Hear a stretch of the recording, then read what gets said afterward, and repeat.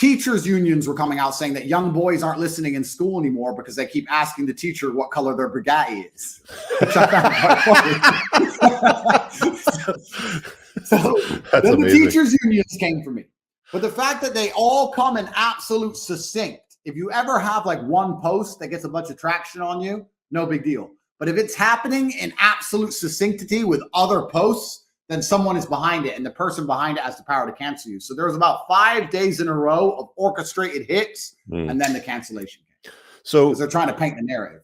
Yeah, like I don't think people understand how much control these powers that be, the matrix, whatever it is that we want to call it, have over information. Like even the Twitter files that were just released by Elon Musk, with what went on with Twitter during the last election, and you're only starting to see like the tip of the iceberg. Like there's more and more coming from that. And that, I mean, some would argue that that was information suppression. Some would even say that it, manipulated the outcome of the actual election. But they have a lot more control, and they've been exerting this control for a long time. And you're the first person that I've seen that's realistically stood up and said, hey, if you're going to shit on me, fine. I'm just going to keep speaking the truth. So let's go. And that's worked for you. It's worked very well because it's giving you a platform and some interesting shows, right? It certainly worked for me very, very well. I think that I am fortunate to a degree. I feel like I was doing it at the right time, because now the matrix, I believe, is starting to crack. Like you said, with what Elon's doing, for example. After this scandemic, no one believes in the news anymore. I feel like I'm doing it at the right time. And the reason I say right time is not because I'm being so successful with it, but also because doing it at the right time affords some protection. So if I was doing this a few years earlier, when there was no other holes in the ship, they would be trying much harder to put a bullet in my head. But the fact that they have so many problems now, like Elon's telling the truth, a whole bunch of people are telling the truth. It's getting more and more difficult for them to wrap it up. You can make one person be quiet, but you can't make thousands be quiet. And that's why I say now is the time for everyone to speak up, because it's the safest time ever to do so, if safety was a concern. But yeah, it's certainly working out well for me. I mean, I've moved platforms. Obviously, I've moved over from YouTube to Rumble now, and I'm doing very well there. I've been very successful on Rumble.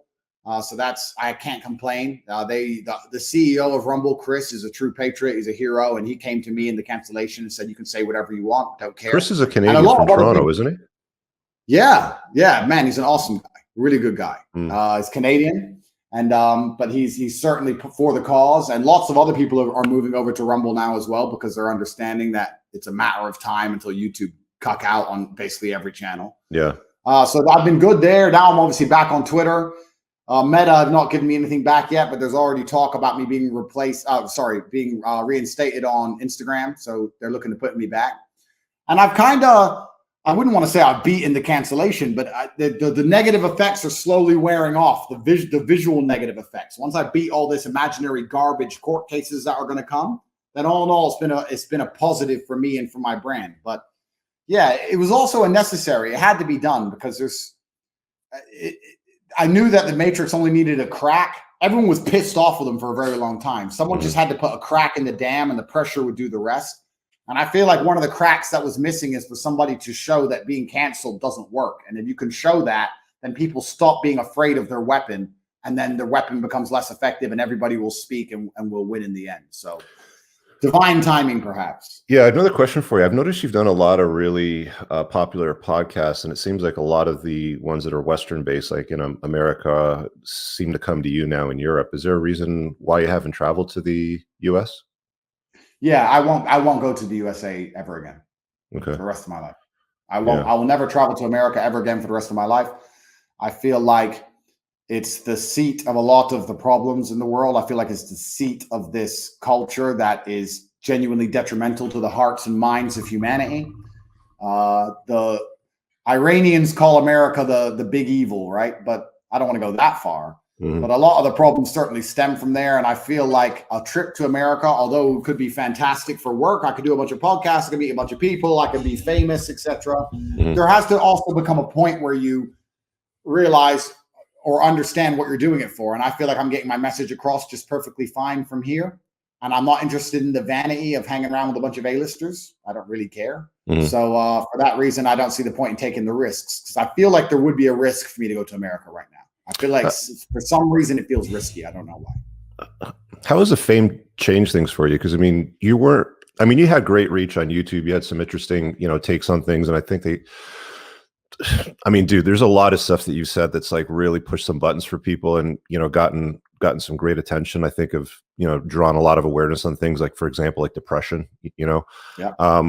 But you've become super famous now as a result of those takes. And I mean, for me, like I like doing the online stuff. Like I'm not a big fan of, well, fly and let's do a podcast over here in my studio. Like I'm good. Like I like doing my stuff online. I don't Yeah. I don't really like it when I run into people in public and they're like, hey, Rich, because they have this relationship with you, like they know you because they've watched your stuff and they know you and they want to talk to you and they seem to know everything about your life. And you're like, whoa, settle down. Like we barely know each other here. Like cool your jets sort of thing.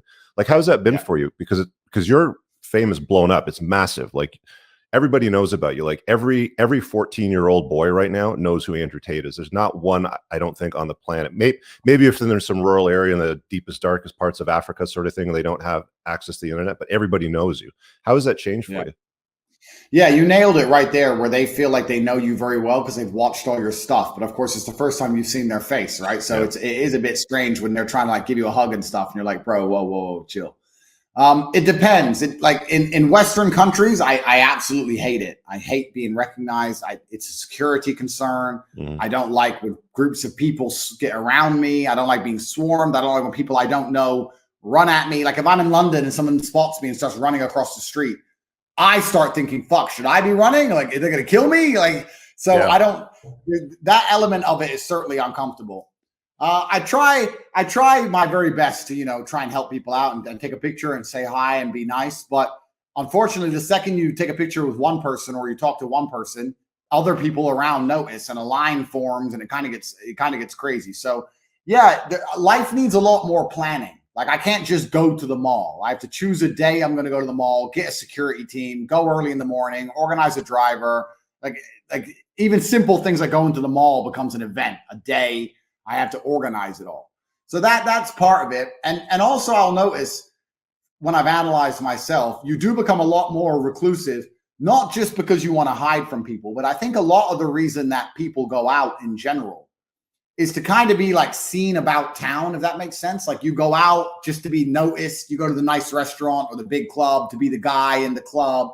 But once you get to a certain level of fame where you can just make a tweet and get 10,000 retweets, no matter what it is, even if it's something stupid, like it kind of satisfies your need for validation and attention almost as a human. So you kind of just want to stay home more. I don't know why. I since I got famous, I've been out a lot less. I don't know why I'm not interested in going out, and I can't pinpoint exactly why that is. But yeah, there's good and bad. I mean, I'd actually say it's bad for chicks because you can't talk to girls like you used to. I can't message girls like I used to. Anything might leak. So that's kind of weird. So it changes a lot about life, but I'm not going to complain about it. I guess it comes with the territory, but I'm trying to think of some things I enjoy about it. There's been a couple cool things. I got to meet a couple of my heroes. I was hanging out with Steven Seagal last week. He's a cool guy. Yeah, I saw that. Yeah. He's a legend. Steven. Bro, Steven. They say never meet your heroes, but you should meet Steven Seagal. He's cool. Total legend. He is based. He knows everything about the cuck woke culture, America collapsing, the truth about all these wars, everything, the truth about the COVID, all the things I've been saying about the Matrix. He knows all of it completely head to toe. The guy's a legend. He knows everything. So I was sitting with him and he was so ridiculously based. He left the West. He's done one more extreme than me, and I've left the West for the Middle East. He's left the West completely and gone to Russia. So he's moved. He lives in Russia now. Oh, really? So, that's interesting. Yeah. He lives in Russia now because he likes Christian values and hot girls and no dumb shit. So I guess it kind of makes sense. So he's fully on Team Russia now, and he's like, you need to come and. He was trying to call Putin when I was sitting with him. I was like, bro, listen, they already hate me. That's one step too far. Let's just chill for a second. Yeah. But yeah, so Steven Seagal was good to meet. And then you meet a few other famous people, but a lot of them are vapeists. A lot of famous people have nothing interesting about them, nothing interesting to say, especially if they're famous for like we're known for what we say, right? A lot of famous people aren't known for what they say. They're known for either playing a character or something. So when you meet them in real life, they have nothing to say. They're actors. They're like script that, readers. Yeah, they're just empty. Yeah. So a lot of them are just kind of like meh. It's kind of boring. So, but all in all, there's a few good things. But yeah, the fame certainly affects your life. But you have to be very careful with like private messages, phones, pictures, all that. Like I buy a new phone every week now. Maybe I'm getting paranoid, but it's these kind of things that get most scary. I don't have a very large like following on some social media platforms. Like my Instagram got swatted or taken down about a year ago, and I had to start over new. But in the last 5 or 6 months, I get a lot of DMs from like suspicious type of accounts with bizarre messages, and I just don't engage any of it. It's just weird. Like I don't want to get dragged into bullshit. Kind of like pivoting and switching gears a little bit. So one of the questions guys wanted me to ask you is when you're going to end Jake Paul's fake boxing career. Yeah, good question. You know what? When I first called out Jake Paul, it was 3-4 years ago, I think. I called him out. And 3-4 years ago, I wanted to fight him. That's when he made his video about Conor McGregor. But 3 or 4 years is a very long time. And it's kind of like now there was negotiations ongoing. We're trying to organize everything, but there's a whole bunch of complications. The fact I won't go to America, the fact that who's the A side, who's the B side. There's a whole bunch of complications and things involved. And then also you have to sit and analyze and realize, I mean, I've been to a lot of these YouTube boxing matches. Jake is the only one of all these YouTube boxers who I actually believe is taking it seriously. The rest of them are all fucking clowns. It's amateur. It's clown show. It's bullshit. A lot of it's below me besides Jake. Jake would be the only one who's not actually below me. And then I'd have to train properly to make sure I win. I'd have to train 6 months and take it very seriously.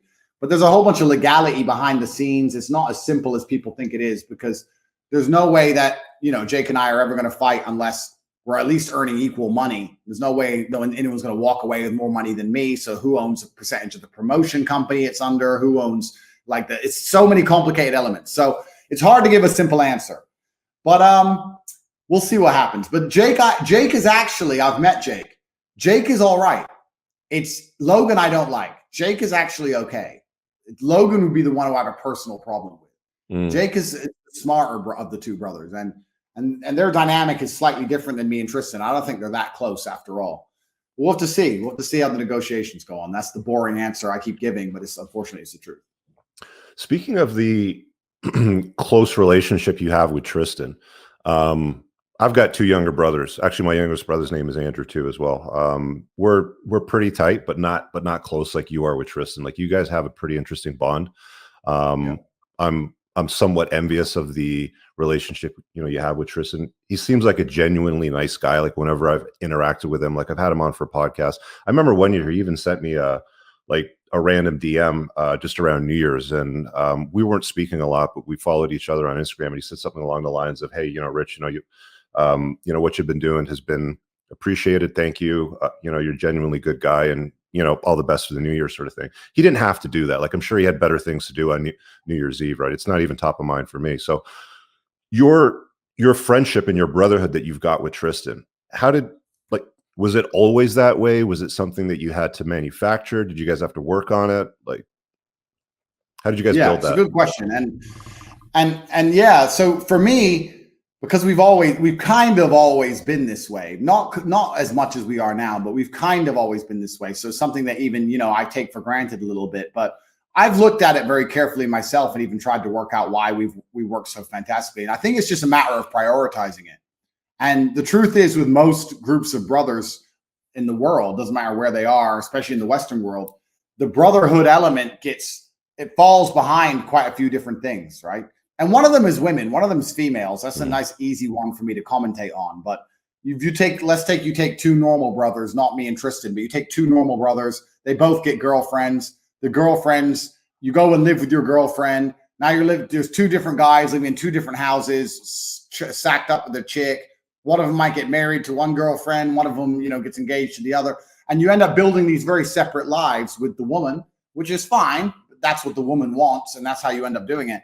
But me and Tristan just never allowed that to happen. It's always been me and Tristan live together. We want to live together. The house is big enough. If we have girlfriends, they end up being friends. That's fine. But we never separated to go down the route with girls. And we've kind of always had this element, even very simple things. I'll give you an example. if me and Tristan and 2 girlfriends, let's say 4 of us go, we jump on the jet and we go on holiday. When we get off the jet, if there's 2 S classes waiting for us, me and Tristan will get in an S class to talk man shit, and the 2 girls will get in an S class to talk girl shit. It's not 2 couples. We've never been that way. Like me and him, it's always kind of been a separation of men and women. Same thing in like, if it's me, my brother, and a few others, and then all our girlfriends are around, if there's 2 tables to eat on, the men sit on one table, the girls are on another table. It's just kind of how the dynamic of our life is. And that means you prioritize the brotherhood. Because otherwise you get dragged into the traditional route, you know, with a woman and the feminine, I feel like stuff. Yeah. Yeah. And the problem is with a woman is, and I'm not trying to, you know, be called a misogynist. I'm not trying to get canceled again. But the truth is, most women don't want you having too close a relationship with your brother because it makes you, 1, resilient to her bullshit. 2, you're going to end up with your brother out, you know, partying, whatever shit she doesn't like. Like they're going to try very subtly to be like, oh, you're always with him, spend time with me, etc. And you just have to prioritize it. And we've always prioritized our brotherhood, and for that reason, it's worked out fantastically well. So. Yeah, it's just a matter of putting it above everything. And we always have, and we're happiest when we're living in the same house. Like the idea of us ever living separate it's just never, because it's boring. Where's the fun? You got to wake up and like wake the other guy up and just do some push-ups and have a laugh. That's the whole fun part of life. And I think that if you talk to many guys, the happiest times of their life were like in high school when they're on the football team. And I don't think that's the football. I think that's the camaraderie of hanging around with your boys all the time, right? So we have that lifestyle and we allow our women to fit into it as opposed to building these, you know, nuclear family lives with a chick. I think that chicks are the biggest element to it. I truly actually believe that. Because I think if most brothers were to start hanging out long enough, all their wives would just give them too much fucking headache. That's what I think it would be. Yeah, you're right. I mean, like some of the best times I had was probably in my 20s with great friends and roommates. I mean, the problem is that at some point it seems like, you know, friends will somehow just betray you, right? It's like, you know, there's not a lot of men out there that are good men, that are good at being men, that are trustworthy. And I think it's funny the way that you guys interact. I mean, I've watched a couple of your vlogs, and it's like, you know, you and Tristan and your cousin and, you know, whoever else might be there, like you genuinely, like I've always said, one of the characteristics of a good man is a guy that will like make fun of you to your face, but protect you when you're not around. Yeah. Fakes, liars, frauds are the kind of people that will, you know, just talk shit behind your back and pretend like they're your friend, you know, to your face. They never test you. They never shit talk you, sort of thing, right? I agree. But you know what? I'm going to say one more thing while we're on subject, because you're talking about like friends betraying and that kind of thing. I agree. But I also think a lot of that is related to women. I really believe that. I think I think it's true, bro. If you have 4 guys and you're all friends, the chance of one of them guys fucking over his 3 most important people in his life is low, unless he has a chick at home sucking him off who's like, you don't need them, you have me. And she gets in his fucking head and she gives him some snake bullshit in his mind. So I think a lot of the time, even women are involved in that. I think a lot of it is just other influences, and women have the most powerful influence on the planet, bro. Women can do magic. And they get black magic in these minds and hearts of the men and fuck with them. And I'm telling you, it happens. Yeah, it's, you know, it's guys that prioritize female companionship and women over a brotherhood, and men and guys that have their back. And like that's a test of a good guy. I mean, if you have a guy that has your back despite what a woman does in that environment, I think that guy is somebody that you want to test further and maybe like include him more in your inner circle, you know, as you kind of go about life. I think it'd be interesting to see how you guys like unfold as you get older. Like, you know, you're going to be a couple old guys in your whatever, you're, you know, like the autumn years of your life, sitting around smoking cigars. Yes, we are. Yeah, bro, we are. Nothing's going to change, G. And you know what? We make laughs. We make jokes, and we say, even if it all went wrong and somehow we lost everything, we'd be sitting around the Philippines with a bottle of whiskey at age 71 laughing about how fun it was. We don't give a fuck. We don't give a shit. Like, and when you're together, that also gives you a superpower. Like, even in the height of the cancellation, it was kind of funny. I got a few emails of support, and people are like, the pressure you must be under, they're out to get you, they're gonna try and put you in jail, they're lying about you, everyone hates you, Me and Tristan were just sitting there laughing. We're just like, this is fucking, it was all funny to us. Like, it is what it is. So we're gonna end up, we're gonna be the same forever. I know we're never gonna change. All right, guys, I really hope that you enjoyed that clip. If you want to check out the full-length podcast episode, you can find that right over here. Also, make sure you visit my website over here where you'll find my supplements, the opportunity to book me privately one-on-one for coaching, and most importantly, my new School of Unplugging, which you'll find on the courses tab. Newer to the channel, hit subscribe.